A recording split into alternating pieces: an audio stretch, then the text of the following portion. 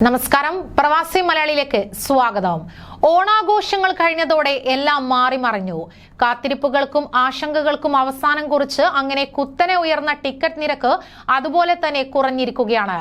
അങ്ങനെ യുഎഇയിൽ നിന്ന് ഇന്ത്യയിലേക്കുള്ള വിമാന ടിക്കറ്റ് നിരക്ക് കുത്തനെ കുറഞ്ഞ് 6500 രൂപയായിരിക്കുകയാണ്. അതായത് 300 ദിർഹമായിരിക്കുകയാണ്.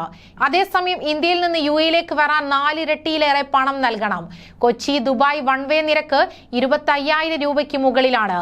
യാത്ര അബുദാബിയിലേക്കാണെങ്കിൽ നിരക്ക് അല്പം കൂടി വർദ്ധിക്കുന്നതാണ്. കൂടാതെ മധ്യവേനൽ അവധിക്കാലമായ ജൂലൈ ഓഗസ്റ്റ് മാസങ്ങളിൽ 2000 മുതൽ 3000 ദിർഹം, അതായത് 43,000 മുതൽ 64,000 രൂപ ഈടാക്കിയിരുന്ന ടിക്കറ്റ് നിരക്കാണ് ഇപ്പോൾ 300 ദിർഹമായി കുറഞ്ഞത്. നവംബർ അവസാനം വരെ ഓഫ് സീസൺ ആയതിനാൽ നാട്ടിലേക്ക് ഏതാണ്ട് ഇതേ നിരക്ക് തുടരും. ഡിസംബറിൽ ഗൾഫിലെ സ്കൂളുകൾക്ക് 3 ആഴ്ചത്തെ ശൈത്യകാല അവധിയുണ്ട്. കൂടാതെ ക്രിസ്മസ്, പുതുവർഷ അവധികളും ചേർത്ത് നാട്ടിലേക്ക് പോകുന്നവരുടെ എണ്ണം കൂടും. ഇത് മുന്നിൽ കണ്ട് ആ സമയത്തെ ടിക്കറ്റ് നിരക്ക് ഉയരും.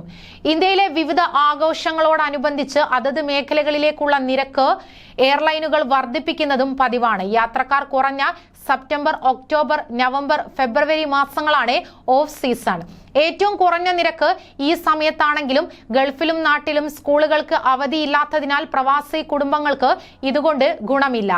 അതേസമയം ബാഗേജ് ഇളവ് ഉൾപ്പെടെ ഒട്ടേറെ ആനുകൂല്യങ്ങൾ പ്രഖ്യാപിച്ചാണ് ഓഫ് പീക്ക് സമയങ്ങളിൽ എയർലൈനുകൾ യാത്രക്കാരെ ആകർഷിക്കുന്നത്. കൂടുതൽ പ്രവാസി വാർത്തകൾക്കായി ഈ ചാനൽ സബ്സ്ക്രൈബ് ചെയ്യുക.